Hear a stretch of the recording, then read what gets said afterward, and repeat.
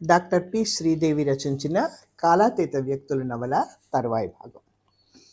వైదేహి గారు ఇవాళ రాలేదండి, సెలవు పెట్టారు.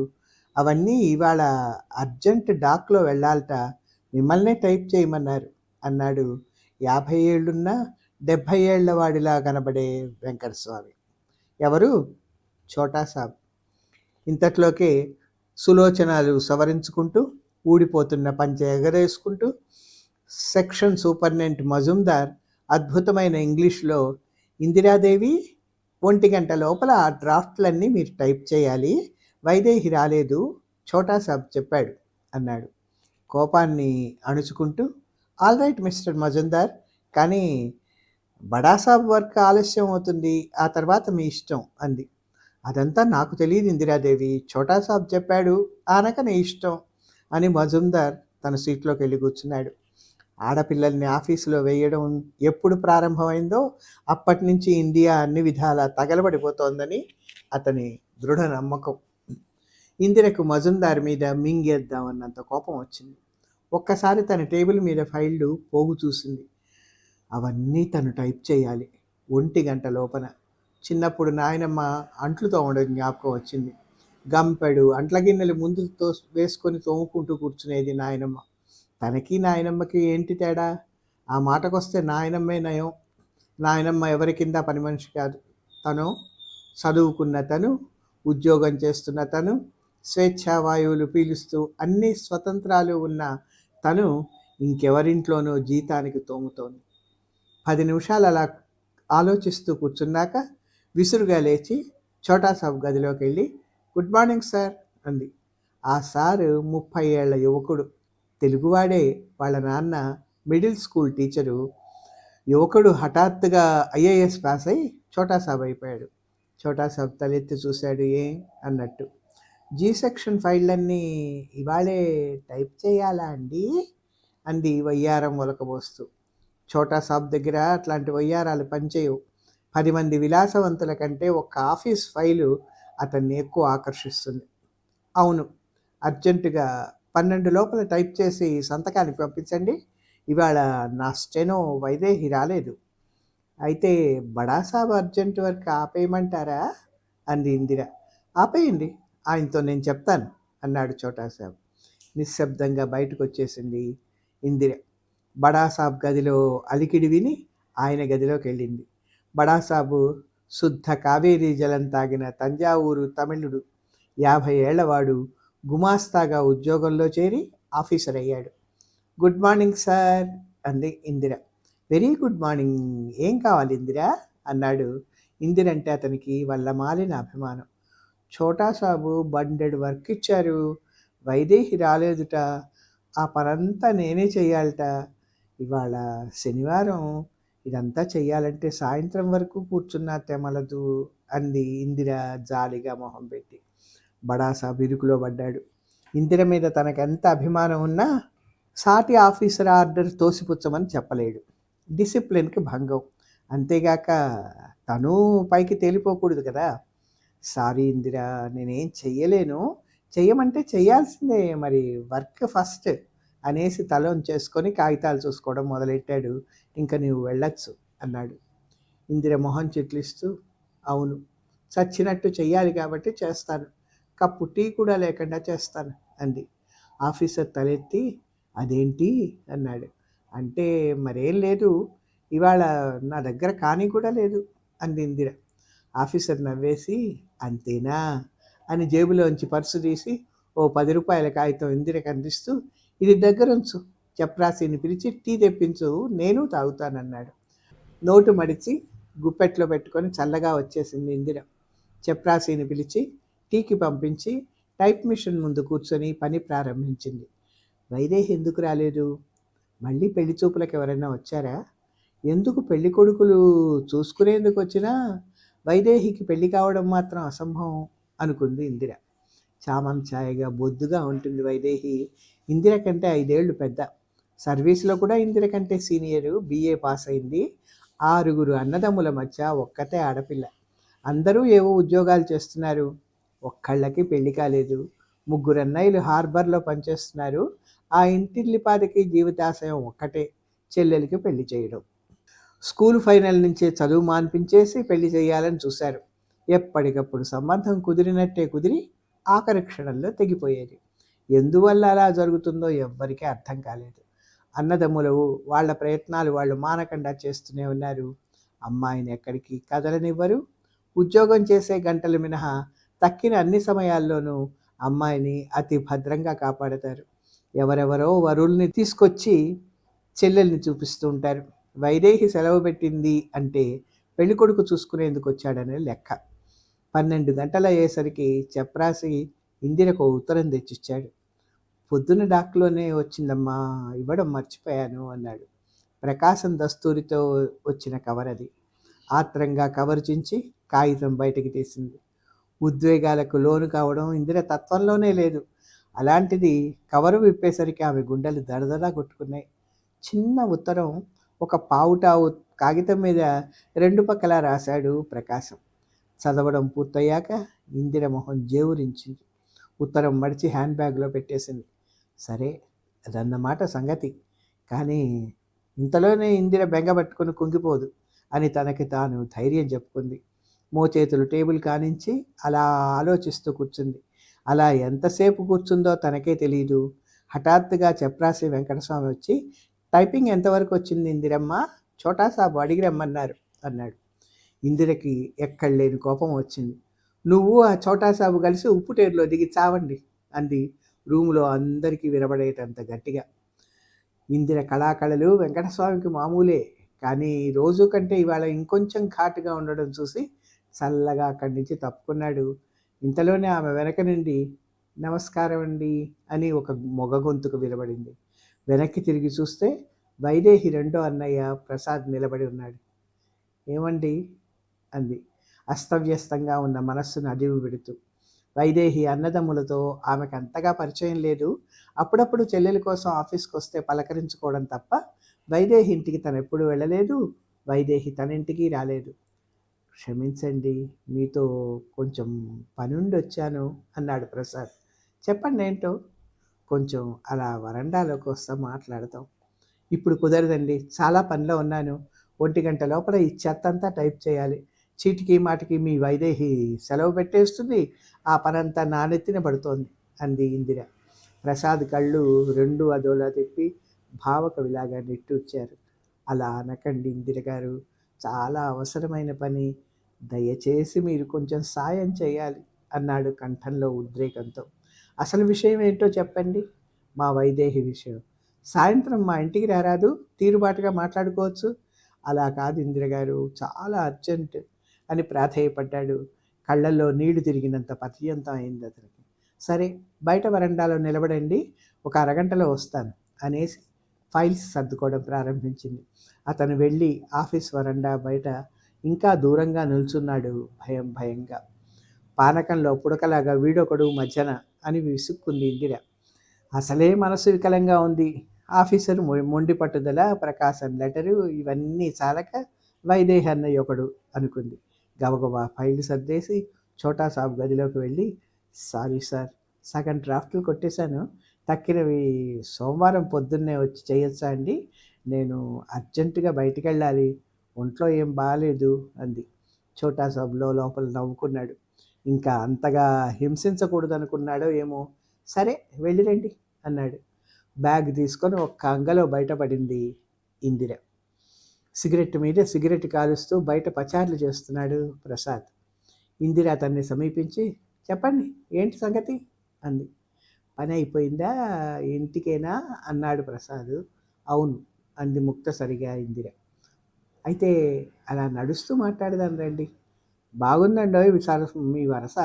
ఏంటి మీ ఉద్దేశం? మిమ్మల్ని వెంటేసుకొని రోడ్డు మీద నడవనా? ఇంకా నయం, ఆ చెప్పేదేదో ఇక్కడ చెప్పదలిస్తే చెప్పండి, లేకపోతే నేను పోతాను అంది. అలా అనకండి ఇందిరగారు, మీరొకటి మా చెల్లెలొకటి కాదు. ఆ మాటతో ఇందిరకి మరింత అసహ్యం వేసింది. ఇంకా నయం, మీలాంటి అన్నయ్యలు ఉంటే ఈ పాటికి రైలు కింద పడి చచ్చేదాన్ని. ప్రసాద్ తెల్లబోయాడు. అదేంటండి అలాగన్నారు అన్నాడు. ఇందిర విజృంభించి, కాకపోతే ఆ వైదేహి కాబట్టి మీతో వేగుతోంది, నోరు లేని పిల్ల. ఆ నోరు లేని పిల్ల ఏం చేసిందో తెలిస్తే మీరు ఇట్లా మాట్లాడరు. ఏమంటున్నారు? ఇందిరకి ఆసక్తి కలిగింది. అతని వంక ప్రశ్నార్థకంగా చూసింది. ఉదయం నిద్రలేచినప్పటి నుంచి మా వైదేహి కనబడడం లేదు. లెటర్ రాసిపెట్టి వెళ్ళిపోయింది అన్నాడు బిక్కమొహం వేసి ప్రసాద్. ఇందిర కాళ్ళ కింద నేల జరిగినట్టయింది. లిప్తపాటు లోకాలు జోగిపోయినాయి. చీకట్లు ఊగిపోయినాయి. వైదేహి పారిపోవడమా? అంతకన్నా ఆ సందర్భం ఇంకోటి ఉంటుందా? చెవుల పిల్లి తిరగబడుతుందా? మళ్ళీ తేరుకొని, మంచి పని చేసిందండి, కావలసింది మీకు అట్లా. లేకపోతే చిన్నపిల్లను అణిచిపెట్టినట్టు అణిచిపెడితే ఏం చేస్తుంది? 24 గంటలు నిఘాలో పెట్టి చంపితే ఏం చేస్తుంది? కనబడిన ప్రతి తలమాసిన వాడిని లాక్కొచ్చి పెళ్లి కొడుకుని చూపిస్తే ఎంత ఓర్చుకుందామన్నా తిక్కరేగుతుంది కదా. గంగాళంలో పిల్లిని ముంచినట్టు మరీ అంత అభిమానంతో ఉక్కిరి బిక్కిరి చేయకూడదు ఎవరైనా అంది ఇందిర. ఇందిర కొంచెం హెచ్చు స్థాయిలో మాట్లాడేసరికి ప్రసాద్ భయపడ్డాడు. కొంచెం నెమ్మదిగా మాట్లాడరు దయచేసి, పరువు పోయి అసలే కుమిలి కుమిలి ఏడుస్తున్నాం. ఇన్నాళ్ళు ఆ పిల్లనే ఏడుస్తున్నారేమో, ఇప్పుడు మీరు ఏడుస్తున్నారు. పదండి ఇక్కడి నుంచి పోదాం అంటూ చకచక ముందుకు నడిచింది. ప్రసాద్ ఆమెను అనుసరించాడు.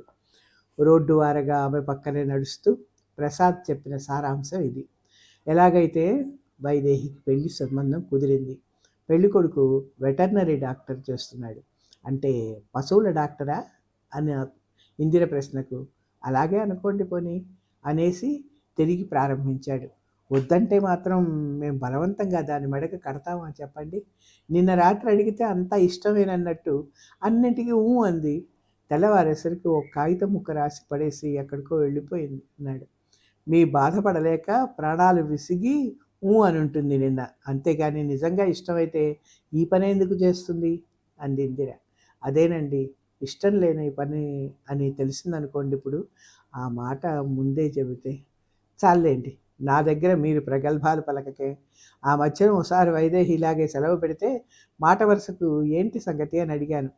అప్పుడు టూకీగా తన పెళ్లి చూపుల గొడవంతా చెప్పుకొచ్చింది. ఈ ఏడాదిలో 50 మందిని తనకు చూపించారట. మీరు వెతికి వెతికి బతిమాలి పట్టుకొచ్చిన ప్రతి పెళ్లి కొడుకు మొనగాళ్ళలాగా తీరిగ్గా కూర్చొని 1,00,000 గొంతెమ్మల కోరికలు కోరడం, మీతో నిక్కచ్చిగా కిందటి మారే చెప్పిందిట కదా, నా ఇష్టం వచ్చిన వాడిని నేను చేసుకుంటాను, మీరు ఇంక ఈ వెతకడం వెర్రిని మానేయండి అని. అది చాలదు, ఆ అమ్మాయికి మీరు తెచ్చే సంబంధాలు ఇష్టం లేదని తెలియడానికి ఊరికే నంగనాచి కబుర్లు చెప్పకండి. ఆమె పెట్టిన చివాట్లన్నీ చల్లగా తినేసి ప్రసాద్ తల వంచుకొని ముందుకు నడుస్తూ, పోనీలేండి, తప్పంతా మాదే అనుకోండి, జరిగిన దానికి లెంపలేసుకోమన్నా సిద్ధమే. ఇంతకీ వైదేహి ఎక్కడుందో చెప్పి పుణ్యం. ఏమండో, పిల్లిలా నా వెంటబడి ఏదో చమక్కులేస్తున్నారే, వైదేహి ఎక్కడికి వెళ్ళిందో నాకేం తెలుసు మధ్య అని అతని మాట పూర్తి కాకుండానే అతని మీద కస్సు ఉంది. ప్రసాద్ మరింత వినయం తెచ్చిపెట్టుకొని, మళ్ళా కోపం తెచ్చుకోకండి, మీ స్నేహితురాలు గనక మీకంతా తెలిసే ఉంటుందని అనుకుంటున్నాం. మా చెల్లెలు మాకు దక్కితే చాలు, మీకేమాత్రం తెలిసినా చెప్తారని ఆశపడి వచ్చానన్నాడు జాలిగా. వైదేహి ఇలాంటి విషయాలు నాకు చెప్పి చేసేటంత స్నేహితురాలు కాదు. ఏదో ఒక ఆఫీసులో పనిచేస్తున్నాం కనుక వస్తూ పోతూ 5 నిమిషాలు మాట్లాడుకోవడం తప్ప పట్టుమని 15 నిమిషాలు కూడా ప్రత్యేకంగా మాట్లాడుకోలేదు మేము ఎప్పుడు. అసలు నిన్న మేమిద్దరం కలియనే లేదు. పోనీ ఈ మాట అయినా చెప్పండి, మాటి మాటికి నా ఇష్టం వచ్చిన వాడిని చేసుకుంటాననేది వాడెవడు? బాగుంది వరుస, పారిపోయిన అమ్మాయిని అడిగితే ఏం వినాల్సి వస్తుందో అని నోరు మూసుకొని ఊరుకొని మధ్య నన్ను పట్టుకొని సతాయిస్తున్నారేంటండి? ఎంత మాట! మిమ్మల్ని బాధించాలనే ఉద్దేశంతో ఏం అడగడం లేదు. మా ఆపద కొద్దీ అడగాల్సి వస్తోంది. అడగకే, దానిని అడిగాం, కానీ చెప్తేనా? చెప్పాల్సి వచ్చినప్పుడు చెప్తానంది. తరచూ మీ గురించి ఇంట్లో చెప్తూ ఉంటుంది. ఆడపిల్లలంటే మీలా ధైర్యంగా ఉండాలని. అప్పుడే ఏ ఆడపిల్ల అయినా జీవితంలో తనకు కావాల్సింది తాను సంపాదించుకోగలదని అంటూ ఉండేది. మీరంటే అంత ఆదరం ఉన్నాక మీకు తన సంగతులన్నీ చెప్పకుండా ఉంటుందా అని నసిగాడు ప్రసాద్. ఇందిర స్వరం హెచ్చించి చిరాగ్గా, లేదు బాబోయ్ లేదు, మీ అమ్మాయికి నా గురించి గొప్ప అభిప్రాయం ఉంటే ఉండొచ్చుగాక, ఆవిడ ఎవరిని ప్రేమించిందో ఎవరితో లేచిపోయిందో అవన్నీ మాత్రం నాకు తెలియదు అంది. అలా అనకండి, ఎక్కడికి లేచిపోయే పిల్ల కాదది, బంధువుల ఇళ్లకు వెళ్ళదు. నేనేం అయిపోను, మీ అభిప్రాయం మార్చుకునేదాకా ఈ ఇంటి గుమ్మం తొక్కను అని రాసింది ఆ ఉత్తరంలో. అది తప్పకుండా మీ ఇంటికే వచ్చుంటుందని నా నమ్మకం. ఎంత చెప్పినా ఎక్కదేమిటి ఇతనికి అనుకొని ఇందిర, మీతో వాగి వాగి నీరసం వస్తోందండి నాకు. అంత అనుమానం అయితే వచ్చి చూసుకోండి కావలిస్తే. మా ఇల్లంతా సోదా చేసుకోండి. ముందు ఒక రిక్షా పిలవండి. ఇప్పటికీ మీ మూలంగా సగం దూరం నడిచొచ్చానంది అలసిపోయినట్టు మొహం పెట్టుకొని చేతి రుమాలతో మొహం తుడుచుకుంటూ.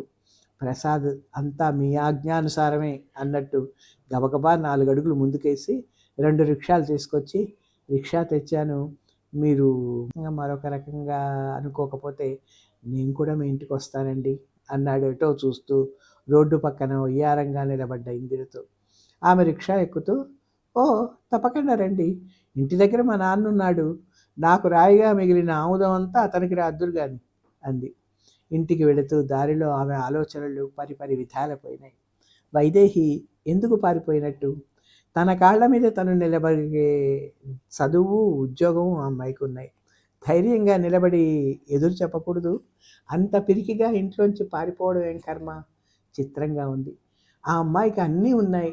ఆప్యాయంగా చూసే అన్నయ్యలు ఉన్నారు. తను సంపాదిస్తే కానీ ఆ పూటకి గతి లేదు అన్న బాధ ఏం లేదు. ఆ అమ్మాయి సుఖం కోసం ఆమె బతుకుని తీర్చిదిద్దాలని తాపత్రయపడే మనుషులున్నారు. ఆ తాపత్రయంతో చెల్లెల్ని ఓ ఇంటిదాన్ని చెయ్యాలని వాళ్ళు తెగ సంబంధాలు వెతుకుతున్నారు.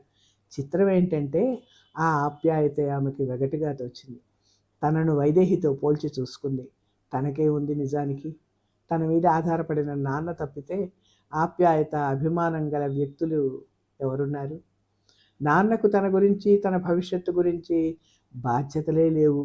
అతనికి తెలిసిందల్లా ఒకటే, తనకు పక్కతాళం వేస్తూ పబ్బం గడుపుకోవడం. అతనికి కావాల్సిందంట ఒకటే, ఎలాగో అలాగో అతని అవసరాలు గడిచిపోవడం. ఆమె మనసులో లోపల బాధ కలిగింది. చెల్లెలు ఒక్క పూట కనపడకపోతేనే ఎంత కంగారుగా పరిగెత్తుకొచ్చారు వాళ్ళ అన్నయ్య. అలాంటిది నాన్నకేం అక్కర్లేదు. తను అర్ధరాత్రి దాకా ఇంటికి రాకపోయినా అతనికి చింత లేదు. ఎవళ్లతో ఎక్కడికి వెళ్ళిపోయినా బాధపడడు. అయ్యో అమ్మ ఏం బాధపడుతుందో అనేలాంటి సానుభూతి అతనిలో మృగ్యం. 2 రిక్షాలు ఆమె ఇంటి ముందు ఆగాయి. వీధి గుమ్మం దగ్గర ఎదురు చూస్తున్నాడు ఆనందరావు. నాన్న, ఈయన ప్రసాద్ అని మా ఆఫీసులో నా కో టైపిస్ట్ వైదేహి లేదు, వాళ్ళ అన్నయ్య. ఆ అమ్మాయి ఎందుకో ఇంట్లో వాళ్ళ మీద అలిగి పారిపోయిందిట. మనం ఆ అమ్మాయిని ఎక్కడో దాచేసామని ఈయన గారి అనుమానం. సోదా చేసుకునేందుకు వచ్చాడా ఏంటి అని ఆనందరావు చుట్ట నోట్లో పెట్టి అగ్గిపుల్ల వెలిగించి, చేసుకోమను, ఎవరొద్దన్నారు అన్నాడు నడవాలో ఈజీ చైర్లో కూలబడుతూ. ఆనందరావు కూర్చోమనకపోయినా పక్కనున్న కుర్చీలో కూర్చొని ప్రసాదు, అది కాదండి బాబాయ్ గారు, ఏదో చిన్నతనం, తొందరపడి ఇంట్లోంచి వెళ్ళిందన్న మాటే కానీ అది ఆట్టే దూరం వెళ్ళి ఉండదని నా నమ్మకం. మీ అమ్మాయి గారంటే దానికి విపరీతమైన గౌరవం, అందుకని మీ ఇంటికి వచ్చిందేమోనని. బాగుందయ్యా, బాగుంది. అసలు ఆ పిల్ల ఎవరో నేను చూడనే లేదు. మా ఇంటికి ఎన్నడూ వచ్చేరుగదు. పోనీ చూసుకోమంటున్నాం కదూ, ఇల్లంతా చూసుకోండి అన్నాడు ఆనందరావు. అది కాదు నాన్న, ఇంత గడబిడ పడేదానికి బదులు పోలీస్ రిపోర్ట్ ఇవ్వకూడదు అంది ప్రసాద్ వైపు చూసి. ప్రసాద్ 2 చేతుల నోరు నొక్కేసుకొని, అసలే ఇంటి గౌరవం అంతా గంగపాలైందని కుమిలి చస్తున్నాం, పోలీస్ రిపోర్ట్ ఒకటా? ఓహో, మీకు ఇంటి గౌరవం నిలబడితే చాలన్నమాట. ఆ అమ్మాయి ఏమైనా పర్వాలేదు కాబోలు. ఆనందరావు అందుకున్నాడు. ఏంటిందిరమ్మా నీ వెర్రి, కానీ ఆ అమ్మాయి ఏమైపోతుంది, ఎందుకు అయిపోతుంది? నేను చెప్తాను విను. ఇంట్లోంచి పారిపోయే వాళ్ళెవరు ఎప్పుడు ఏదో అయిపోవడానికి పారిపోరు. వాళ్ళకి కావలసినట్టు బతకడానికి వెళతారు. ఇంతకీ ఆ అమ్మాయి ఏమైనా పసిపాప? నీకంటే 5-6 ఏళ్ళు పెద్దదే అంటున్నావు కదా. ఇక్కడికి ఆపుదాం.